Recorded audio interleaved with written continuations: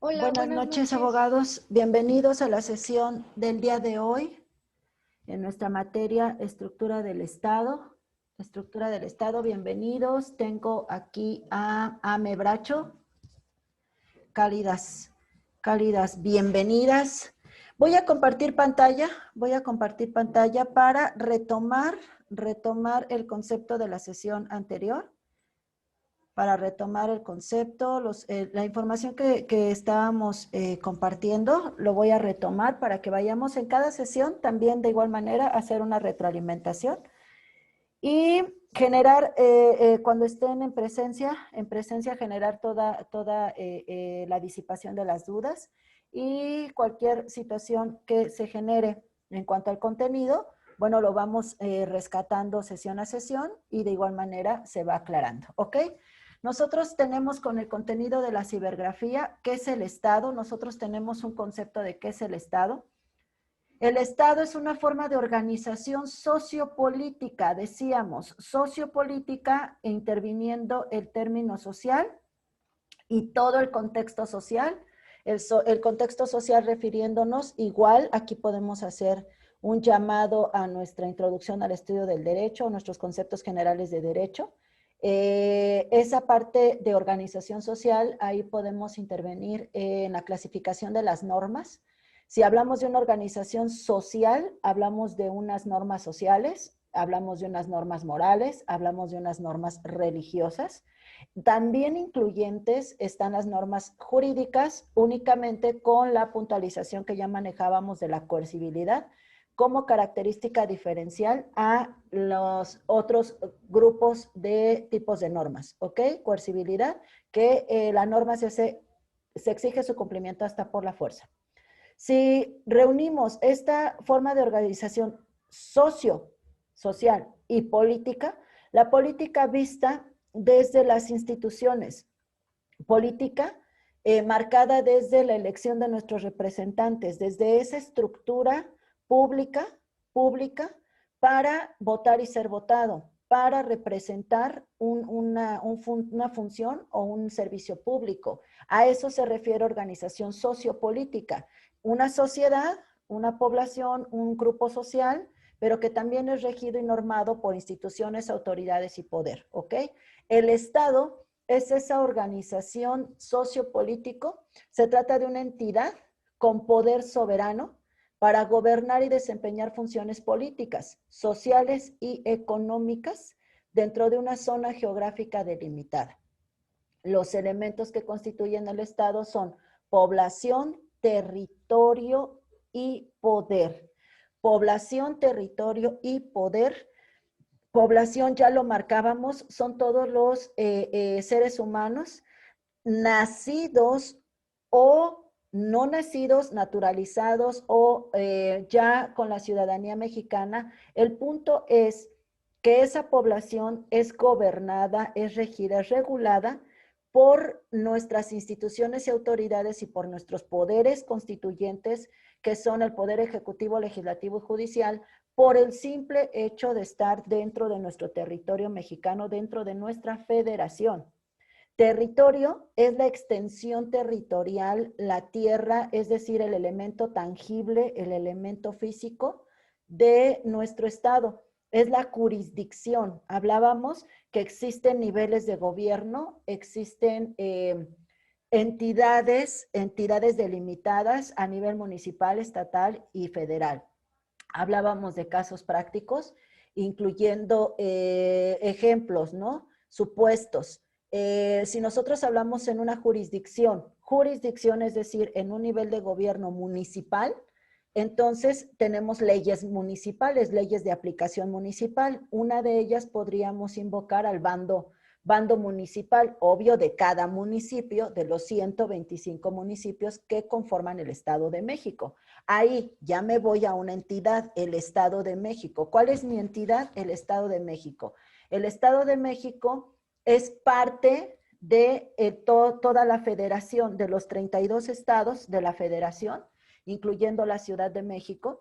El Estado de México es una entidad, es decir, ya nos fuimos a nivel de gobierno, donde ya estamos en un nivel de gobierno estatal. Hablemos de un ejemplo o de una codificación o ley estatal. Hablemos del Código Civil vigente en la entidad. ¿Qué significa Código Civil vigente en el Estado de México? Aquí captamos la importancia de las palabras de nuestra materia, estructura del Estado. Cuando tú, a medida que vayamos avanzando en esta licenciatura, nosotros vamos adquiriendo esa terminología o esas palabras técnicas, pero que desde el principio es muy importante comenzar a entender su significado, ¿ok? Si yo aplico el Código Civil vigente en la entidad, ¿a qué entidad me estoy refiriendo? Para empezar, ¿qué es entidad? Entidad es mi estado, pero desde el punto de vista territorial, jurisdiccional. Entonces, Código Civil vigente en la entidad significa vigente, para empezar, significa que está aplicable en el aquí y en el ahora, parte del derecho positivo. El derecho positivo, recordemos, tiene dos escenarios. Es el derecho vigente y el derecho histórico. ¿Ok? Derecho positivo es el derecho escrito o el derecho oral. El derecho que nos va a regir y que nos va a regular como sociedad y que va a regular la conducta externa del individuo en sociedad. Ya me estoy yendo también al concepto de derecho. Derecho positivo por tener esos dos escenarios, que es el derecho vigente y el derecho histórico. Vigente significa aquí y ahora, lo que nos gobierna aquí y ahora. ¿Dónde me gobierna? En el Estado de México. ¿Dónde me gobierna? En el municipio. ¿Dónde me gobierna? En mi federación llamada México. Ahí estoy hablando ya del poder. ¿Qué me está rigiendo? El Código Civil. En mi caso práctico, en mi ejemplo que les estoy otorgando. ¿Qué estoy hablando? Código Civil vigente en la entidad. Código Civil, para que ejemplifiquemos nuestra materia, estructura del Estado, desde este axioma, Código Civil vigente y aplicable, vigente en mi entidad, significa que ¿quién creó el Código Civil? ¿Quién lo creó? Si es vigente en mi entidad, entonces es el vigente ¿en dónde? En el Estado de México. ¿Quién lo creó? El Congreso o el Parlamento local, porque es vigente en dónde? En el Estado de México. Entonces, ¿quién creó? ¿Qué poder constituyente generó el Código Civil vigente? Es decir, aquí y ahora en el Estado de México, la Cámara de Diputados local. ¿Y dónde sesionan los diputados locales? En Toluca. ¿Ok? Si estoy hablando de ejemplo otra vez, Código Civil vigente en mi federación, entonces es el Código Civil Federal y aplica a todo México.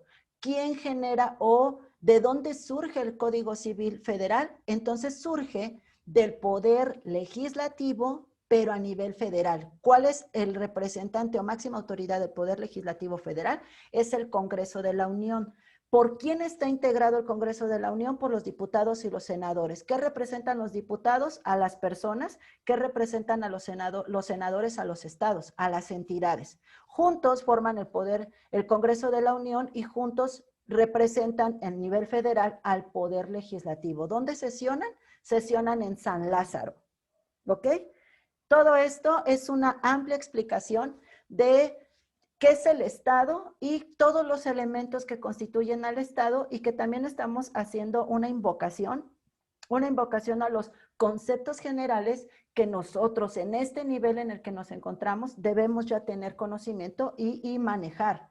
De lo contrario, entonces, analiza nuevamente el contenido para que te quede súper claro y poder avanzar en la cuestión del léxico y para poder avanzar también en el tema de doctrina, ¿ok? Partiendo desde que los elementos del Estado son población, territorio y poder, territorio, población y gobierno, nosotros también estamos analizando, y que lo analizamos ya parte de la sesión anterior, nosotros analizamos que desglosamos esos elementos, ¿no? Hablábamos dentro de ese marco de desglose de los elementos del Estado, hablábamos también de una palabra maravillosa llamada soberanía. Si nosotros invocamos nuevamente esa terminología de soberanía, hablamos que es un derecho que reside en el pueblo. El pueblo elige a sus representantes. Hablábamos a través del voto, a través de un sufragio efectivo, a través de que el voto es libre y es secreto, ¿ok? Yo, cuando ejerzo ese voto, a quién voy a elegir? Dependiendo la campaña o dependiendo el tiempo de elección, ¿ok? Cada entidad es una elección diferente. Lo que sí nos homologamos como federaciones cuando votamos por el presidente de la República. Entonces, ahí también hay un aspecto súper importante de señalar. Dentro de esa soberanía, dentro del ejercicio de esa soberanía, voy a hacerla efectiva a través de mi voto. Hablábamos también del derecho de del pueblo de elegir a sus representantes y que también esas personas que ya son soberanas también tienen el derecho de ser votados, ¿ok? Obviamente en la Constitución Política de los Estados Unidos Mexicanos, que es nuestra Carta Magna, también están restricciones y también existe dentro de esa Constitución quienes están impedidos para poder ser electos o bajo qué causas no puedo ser votada, no puedo ser electa, y también quienes no tienen injerencia en la vida política de mi país en estas condiciones. Ejemplo, los extranjeros. Los extranjeros tienen una prohibición constitucional de involucrarse en los temas políticos propios de nuestra federación o de nuestro estado. Entonces, ahí estamos viendo otra vez aplicada nuestra materia en nuestra vida cotidiana, ¿ok? Voy a dar aquí, le voy a dar reproducir, le voy a dar play a esta parte final de la cibergrafía para que nos adentremos a esa división de poderes y a tanto que hemos invocado en estas sesiones los tres poderes de gobierno. Me es imperante que ustedes entiendan y que juntos entendamos y nos retroalimentemos la importancia o el por qué nuestro país se debe gobernar con tres poderes y no con uno, con un poder absoluto, ¿ok? Le doy play y retomamos la retroalimentación. Estados modernos existen tres poderes diferenciados: el legislativo, el ejecutivo y el judicial. En lo que respecta al legislativo, es el encargado de elaborar las leyes que rigen el Estado. En lo que respecta al ejecutivo, es el encargado de administrar el Estado. En un régimen presidencialista, este poder recae en el presidente, y en un régimen parlamentario, este poder lo ejerce el rey o el presidente, que cumple la función de jefe de Estado, y un primer ministro que preside el gobierno. Por último, el Poder Judicial es el encargado de administrar la justicia y hacer cumplir la ley. Por último, debemos decir que estos tres poderes deben ser independientes entre sí. De esta forma, un poder no controla al otro. Estos poderes son nombrados a veces como funciones del Estado. Son nombrados a veces como funciones. Decir que estos tres poderes deben ser independientes entre sí. De esta forma, un poder no controla al otro. Estos poderes son nombrados a veces como funciones del Estado. Es decir, el Estado tiene la función de legislar, elaborar leyes, ejecutar, llevar a cabo la administración estatal y enjuiciar a través del poder judicial. Por último, hablaremos sobre la finalidad que tiene el Estado. Bueno, debemos decir que objetivamente consiste en obtener el bien común, es decir, el estatus jurídico para vivir en paz y con los bienes materiales suficientes para satisfacer las necesidades de la sociedad que lo integra. Esta actividad nunca debe darse por concluida. También decir que subjetivamente, teniendo en cuenta que el bien común es la máxima aspiración, no tiene el mismo significado en todas las épocas ni en todas las sociedades. Es cambiante como las necesidades de la comunidad. Bueno, esto es todo por hoy. Como siempre les decimos, chequeen los videos de nuestro canal que seguramente les serán de utilidad. Ok, aquí me regreso al contenido de los tres poderes. Nosotros como podemos observar, ¿cuál es la finalidad nuevamente? ¿Cuál es la finalidad del Estado? ¿Cuál es la finalidad de obtener esa tripartición de poderes fundamentales? Aquí nosotros estamos otra vez retomando que esa finalidad es el bien común. Como lo dice al final de la cibergrafía, ese bien común va a ser cambiante, va a ser dinámico. Ese fin como el bien común va a ser dependiendo la sociedad a la que se aplique, va a ser dependiendo de la institución hacia dónde va dirigido y la institución hacia qué política pública va a aplicar, ¿ok?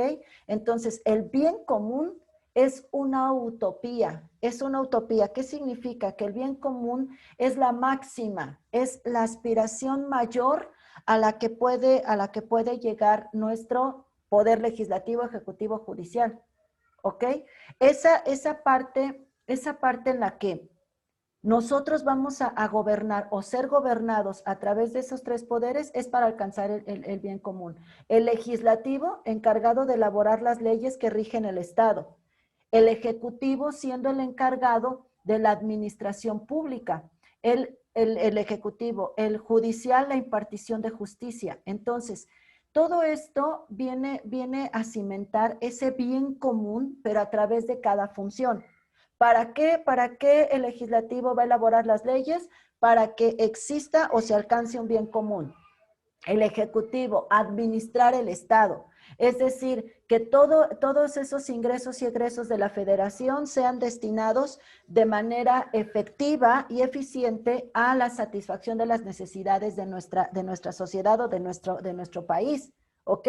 Voy a administrar públicamente inclusive las aportaciones que la Constitución obliga a mis ciudadanos mexicanos para el bienestar de nuestro país. Nosotros es a través del artículo 31 constitucional, la obligación constitucional de pagar impuestos, de contribuir con la administración pública del Estado, ¿ok? Ese poder judicial, ¿cuál es su función? La impartición de justicia. Y esa impartición de justicia, administrar justicia y hacer cumplir la ley, ¿qué objeto tiene? Nuevamente, el bien común. Si nosotros como abogados, ya en la práctica, ya en el desempeño de nuestra licenciatura, ya en la praxis llamada litigación o postulación, nosotros en el Poder Judicial es donde nos vamos a encargar de que esa administración de justicia sea a nuestro favor, que ese cumplimiento de la ley sea a nuestro favor, al de nuestro representado, ¿ok? Del Poder Judicial, ¿cuál es su máxima autoridad a nivel federal? La Suprema Corte de Justicia de la Nación. A nivel estatal, tenemos el Tribunal Superior de Justicia. Y del Tribunal Superior de Justicia, en el ámbito del derecho civil familiar, en el ámbito del derecho mercantil inclusive, nosotros ese Tribunal Superior de Justicia, de ahí que van en cascada, se van a desarrollar las jurisdicciones de los juzgados, de los distritos. ¿Qué jurisdicción tiene? ¿Qué distrito tiene? Y es ante los juzgados, ante los jueces de qué, de primera instancia, de cuantía menor, juez de primera instancia de cuantía menor, juez primero familiar, cuarto familiar, dependiendo la organización interna, ¿no?, del tribunal, es donde nosotros vamos a litigar, es a donde nosotros nos tenemos que enfocar en nuestra postulación, en nuestra litigación. Eso en materia, repito, familiar, civil, mercantil. Si nosotros nos vamos al ámbito penal, por eso tenemos las fiscalías, la fiscalía a nivel federal, la fiscalía a nivel estatal, y para eso existen los ministerios públicos en turno, los ministerios públicos en trámite. ¿Para qué? Para alcanzar ese bien común a través de administrar la justicia, dependiendo también la rama del derecho en la que tú te vayas a encontrar.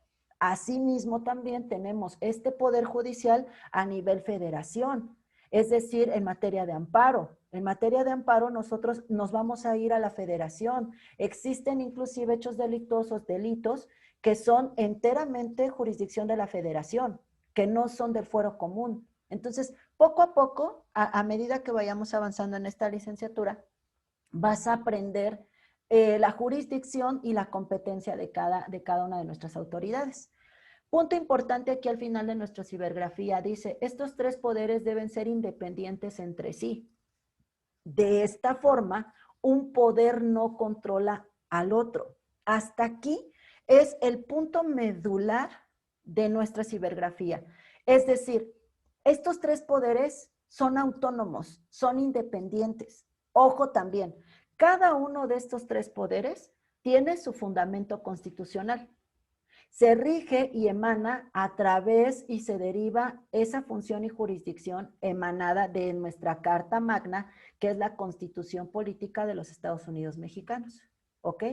Tiene su fundamento constitucional, más el Poder Ejecutivo, que su máxima exponente es el presidente de la República, se va a manejar de manera independiente, sí, más también está supeditada su función al Poder Judicial y al Poder Legislativo.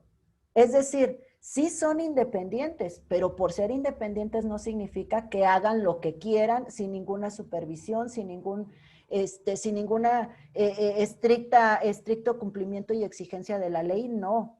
No son de manera arbitraria, son independientes, sí, pero no se controlan uno al otro tampoco, pero sí se encuentran vinculados y reglamentados uno con el otro. ¿Ok? Esta parte es sumamente importante, es sumamente interesante de compartir. De aquí, que voy a compartir con ustedes, aquí lo tienen en pantalla, yo espero que lo estén visualizando. Tengo aquí un material donde les he hecho un concentrado de información, les he hecho una conclusión, si así lo llamamos, una retroalimentación escrita desde la sesión 1 hasta lo que llevamos en este momento. Es decir, estructura del Estado.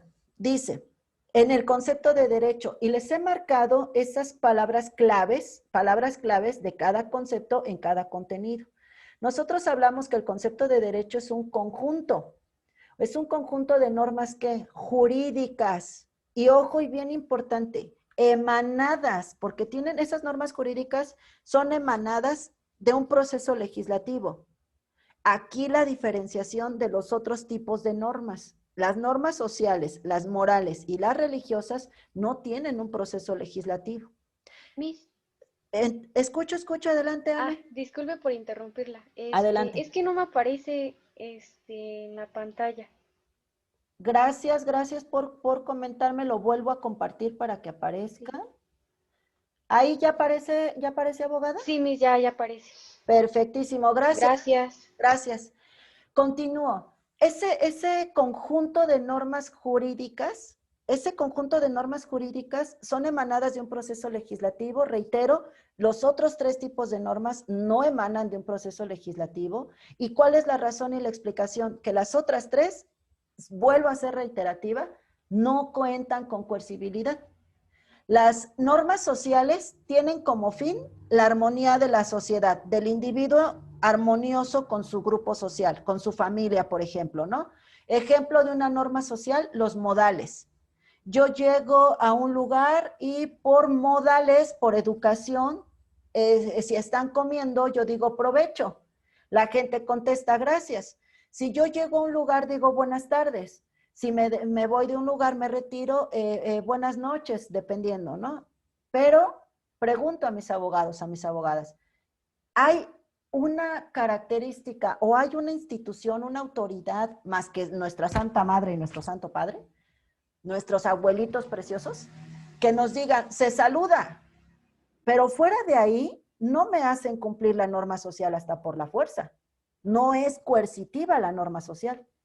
Lógico, sí se tienen efectos ante el incumplimiento de una norma social, claro. Ejemplo, si yo entro a la sesión, no hay un saludo, un buenas noches, abogados, bienvenidos. Si yo entro a la sesión y nuestro tema de hoy es estructura del Estado y no hay un saludo, no hay una bienvenida, pues no hay una repercusión, no hay una consecuencia jurídica. Simplemente hay como un cierto rechazo, se rompe la armonía, ¿ok? En las normas espirituales, ¿cuál es su objeto de su finalidad de una norma espiritual? La santidad.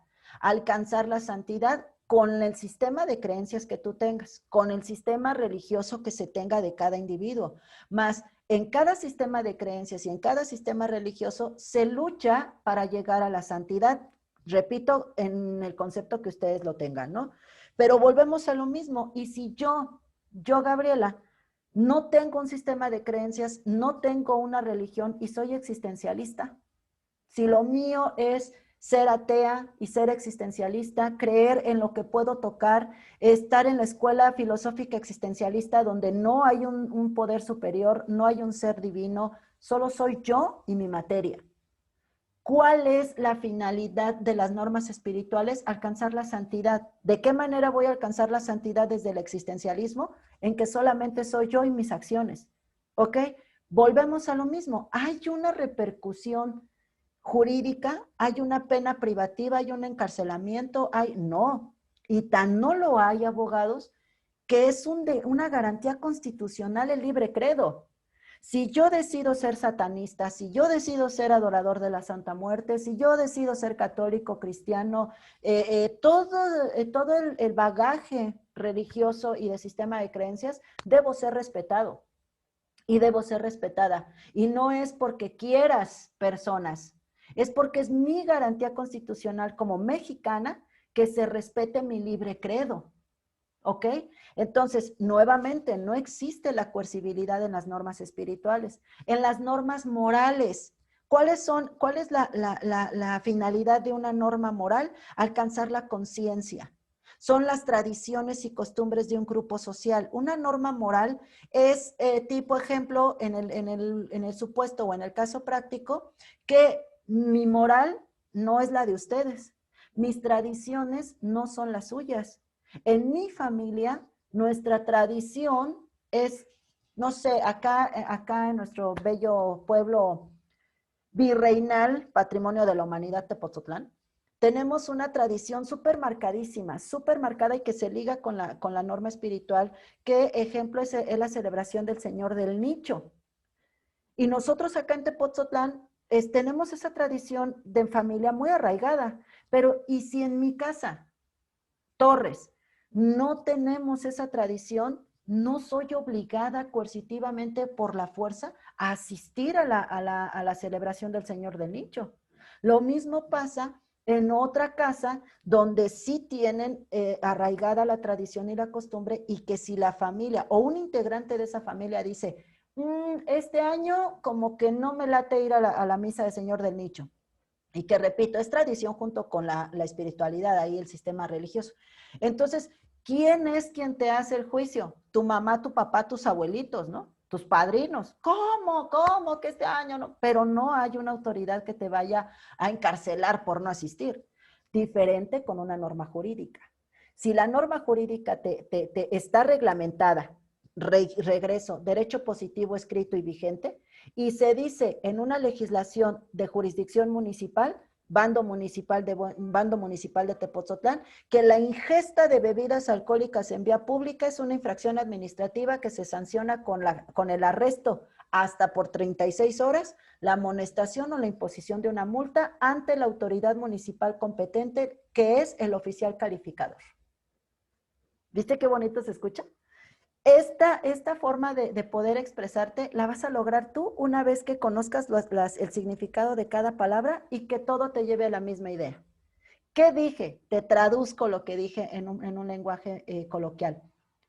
Que esa norma jurídica hay una prohibición de ingerir bebidas alcohólicas en vía pública, porque si lo hago, me llevan a las galeras ante el calificador y me lleva la seguridad pública, me arrestan, o por lo contrario me cobran una multa para que yo pueda salir. Es decir, pero yo sí quiero ingerir bebidas alcohólicas.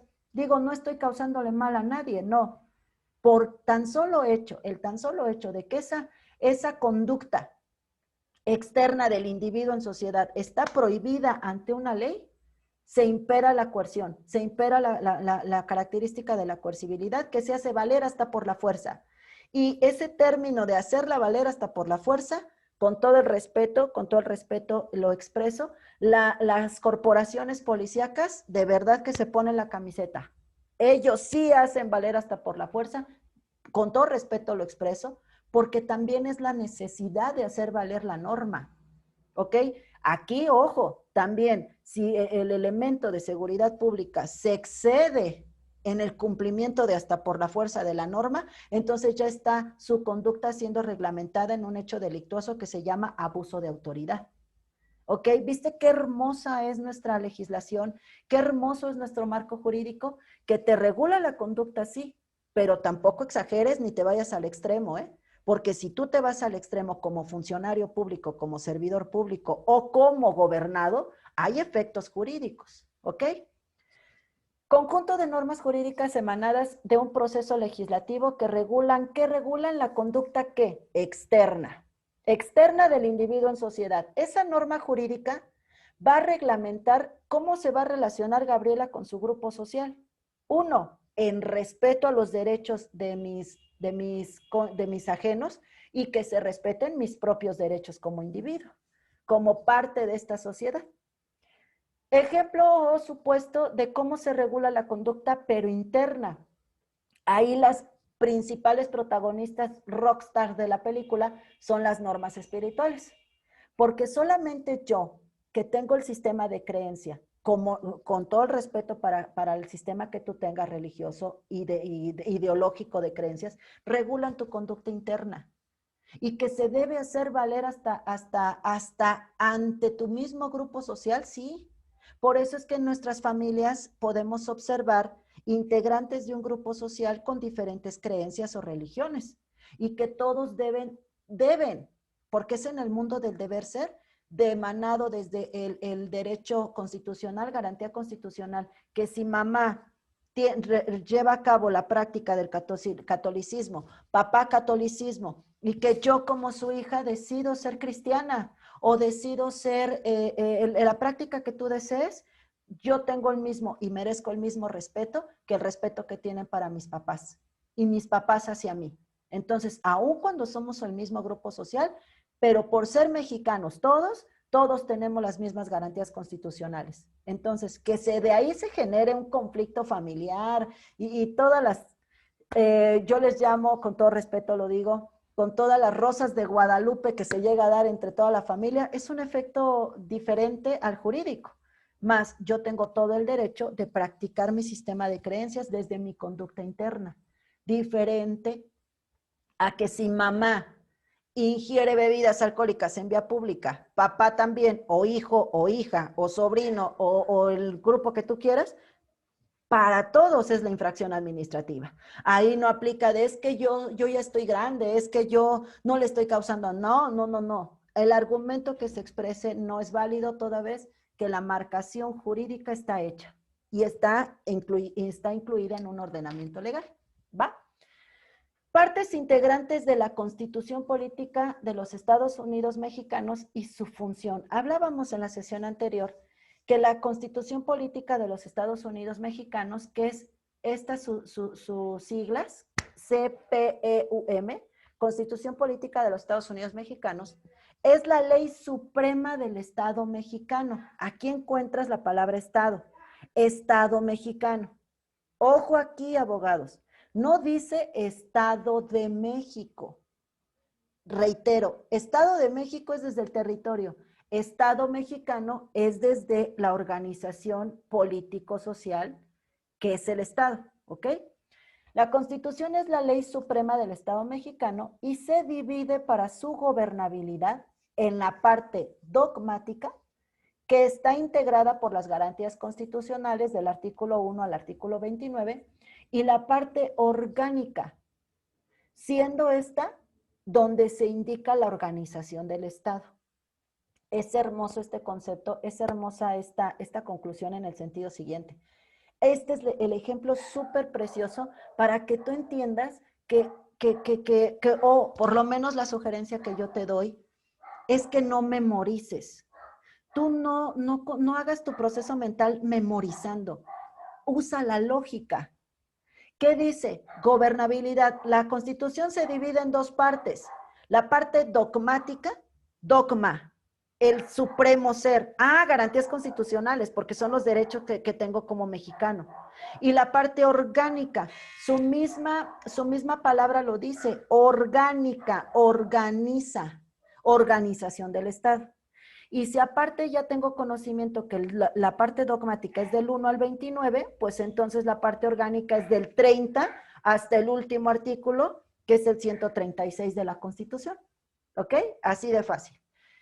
Si continuamos con una conclusión de contenido, nosotros hablamos de los poderes de la Unión, que es el poder ejecutivo, legislativo y judicial. La función del poder ejecutivo, ¿cuál es la función? ¿Para qué está creado el poder ejecutivo? Para la administración pública. Ojo, pública, no privada. El poder ejecutivo es la administración pública de México.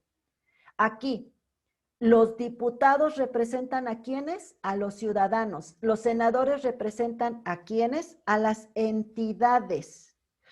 Aquí, diputados y senadores juntos hacen el Congreso de la Unión, y el Congreso de la Unión es la autoridad federal del Poder Legislativo. ¿Y cuál es la función del Poder Legislativo?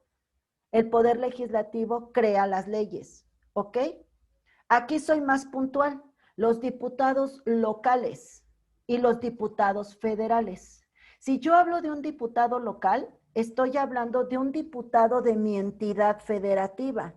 De mi entidad federativa, ya aprendimos que si digo entidad federativa es el Estado de México.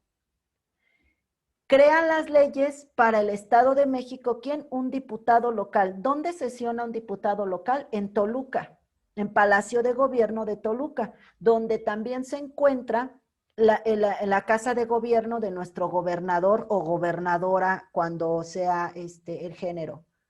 Ahí también se encuentran las secretarías de Estado, pero de la entidad, la Secretaría de Educación Pública del Estado de México, la Secretaría del Bienestar, pero del Estado de México. Es decir, Toluca es nuestro municipio capital de nuestra entidad, que es el Estado de México, ¿ok? Diputados locales sesionan las leyes locales, las leyes estatales, es decir, del Estado de México. Los diputados federales crean las leyes de tu federación, es decir, de tu país, México. Los diputados federales están, ¿dónde? En el Congreso de la Unión. Los diputados federales sesionan en San Lázaro. Y entonces los diputados federales sesionan junto a ¿quiénes? Con los senadores, ¿ok? Yo voy a tener, dependiendo la jurisdicción y la distritación, el distrito, ¿cuántos diputados federales tengo en San Lázaro? ¿Cuántos diputados federales tengo en San Lázaro? Por los 125 municipios, ¿ok? O cuántos diputados federales tengo sesionando para la creación de las leyes federales a nivel país. Esa es materia del derecho electoral. También es muy, muy, muy padre. No es nada complicado a diferencia de la idea que se tiene del derecho electoral. O cuando tú hablas del derecho electoral, la reacción de la ciudadanía es, uy, no, campañas políticas y yo odio la política. A mí no me gusta la política. Esa expresión yo te invitaría a que la analizaras. ¿Por qué? Porque todos generamos política. Todos tenemos política en nuestras vidas, solamente que no la hemos identificado, no sabemos identificar, pero todos somos seres políticos. Ya lo decía Aristóteles, nosotros por vivir en una ciudad polis, ya somos políticos, ¿ok? El presidente de la República es la autoridad federal del Poder Ejecutivo. Nombre de tu presidente de la República es el señor Andrés Manuel López Obrador. AMLO es mi autoridad federal del Poder Ejecutivo. Entonces, es el responsable de la administración pública de mi país, es decir, de mi federación. El Congreso de la Unión es la autoridad federal del Poder Legislativo. Ya aprendimos que el Congreso de la Unión está integrado por diputados federales, senadores y crean las leyes federales. La Suprema Corte de Justicia de la Nación es la autoridad federal del Poder Judicial. Y ya entendimos y ya retroalimentamos que la función principal del Poder Judicial es la administración e impartición de justicia. ¿Ok? Hasta aquí hemos llegado a una sumatoria de contenido desde el concepto, desde los elementos, desde la finalidad y desde la funcionabilidad del Estado. Podemos contemplar que estos son los conceptos generales de nuestra materia estructura del Estado y hasta aquí hasta aquí, con esta sumatoria de conocimiento, estamos abarcando doctrina, únicamente doctrina. Aquí en un segundo apartado, tengo una vinculación ahí de relacionar de columnas, y aquí tú ya puedes observar, pero el contenido que te estoy comentando, pero fundamentado de manera constitucional, ¿ok? Aquí está la diferencia que yo te compartía desde la sesión 1. Si yo indicara una investigación documentada del concepto de derecho, de las partes integrantes de la Constitución y su función, y de la función e integración de los poderes de la Unión, si así fuera la actividad, tú tendrías que haber desarrollado esto. Todo esto es doctrina, todo esto es doctrina. Si yo te comento o te instruyo una investigación fundamentada de los poderes de la Unión, soberanía, forma de gobierno de nuestra entidad, y es una investigación fundamentada con base a la Carta Magna de nuestra federación, tú ya entenderás que es la investigación, pero con el artículo ¿de dónde? De la Constitución Política de los Estados Unidos Mexicanos. ¿Ok? Aquí quiero hacer rápidamente en esta sesión, para que no dividamos el contenido fundamentado desde la Constitución, para que lo llevemos a una sola sesión. Aquí de manera muy económica, muy rápida, te voy a dar la introducción. Por ejemplo, si yo hablo de que se basa en el apoyo económico, social, cultural y ambiental de la nación, ¿a qué me estoy refiriendo? ¿A qué me refiero? Al federalismo.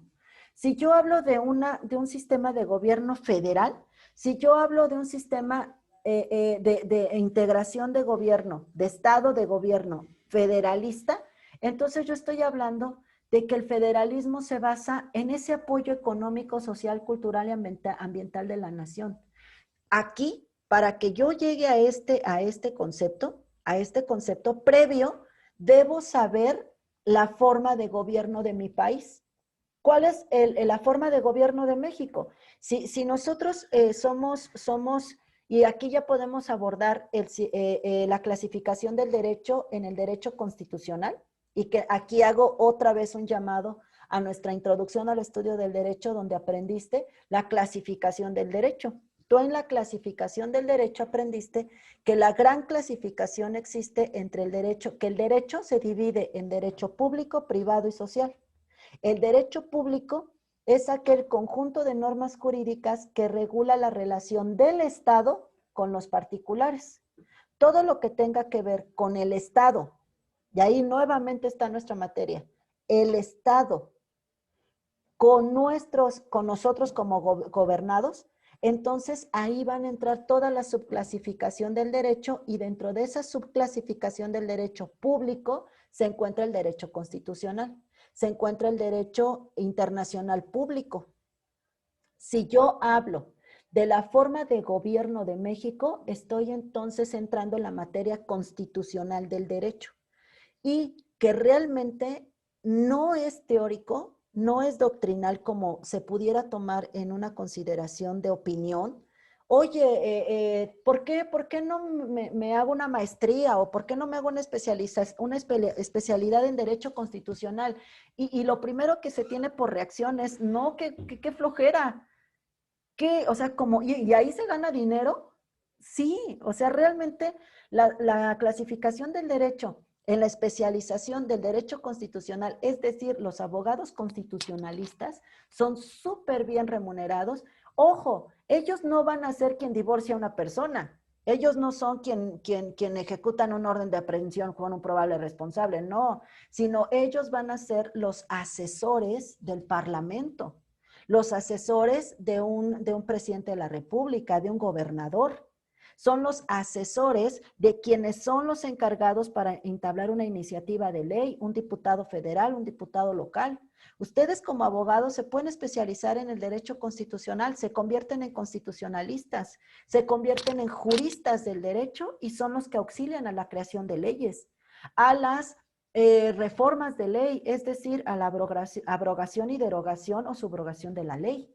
Entonces, para que le encontremos ese sentido a a nuestra gran ramificación del derecho y para que veas en tu vida diaria, en tu vida cotidiana, dónde se encuentran todas esas ramas del derecho, ¿ok? Voy a hacer aquí el término de esta sesión para que estos contenidos constitucionales y estos conceptos que tienes en pantalla, aquí, federación, aquí, así, para que se quede hasta aquí en esta sesión. Federalismo es la forma de gobierno, para que te quede el ejemplo perfecto de que nosotros como abogados somos las personas del buen decir. ¿Por qué somos catalogados como los profesionistas del buen decir? Porque cada palabra en derecho tiene un significado especial y personalísimo. Y aquí está el ejemplo perfecto. Federalismo. ¿Qué es el federalismo? Se basa, o es el sistema de gobierno basado en el apoyo económico, social, cultural y ambiental de la nación. Que el gobierno me va a apoyar de manera económica, social, cultural y ambiental de la nación. ¿Y qué significa federación? Federación es la suma de los estados que recibe el mandato y facultades para ejercer las leyes. Aquí te das cuenta cómo uno es el sistema de gobierno federalista y la otra es la parte de territorio, es la parte jurisdiccional. Si somos reiterativos en nuestro concepto del Estado, federalismo es el gobierno y federación es el territorio. Y nosotros somos la población, ¿ok? Voy a dejar hasta aquí esta sesión. En la siguiente sesión nosotros vamos a encontrar el desglose constitucional, constitucional de estos conceptos para que te percates y también te súper inspires, súper te alientes en el sentido de vincular y de que tus procesos mentales, es mi sugerencia, que tus procesos mentales vayan siempre entre la doctrina y la ley. Si nosotros aprendemos a llevar nuestra licenciatura entre lo doctrinario, pero también en lo fundamentado, te vuelves un súper abogado postulante, porque vas a aprender y vamos a aprender a que nuestros procesos mentales vamos a ser entrenados entre que el concepto está bien, doctrinado, pero ¿dónde está en la ley? Y así para cuando tengas un asunto donde tengas que hacer una demanda inicial, tengas la capacidad para la narrativa de hechos, pero para la vinculación con la ley. Entonces, ese es mi objetivo con ustedes. Tengan una excelente tarde. Tienen ahí, díganme por favor que tienen el link de la cibergrafía, que lo tienen aquí en la sesión. De lo contrario, a partir de esta próxima semana comenzaremos las actividades propias de nuestra materia. Yo considero que ya abordamos los conceptos básicos y que estamos listos para generar nuestras diferentes actividades, para que ya empecemos a subir esa evaluación continua y podamos aprobar nuestro cuatrimestre sin ningún problema. Muchas gracias. Gracias a Mebracho, gracias a Ana Colín, que están presentes en nuestra sesión. Gracias a todos quienes son parte de este segundo cuatrimestre de Derecho. Y yo quedo enteramente a sus órdenes. Tengan una excelente tarde-noche y yo quedo pendiente para cualquier duda o aclaración. Buenas noches. Gracias. Buenas noches, Miss. Igualmente. Gracias, abogada. Gracias a usted igual. Hasta luego, Miss. Muchas gracias. Gracias.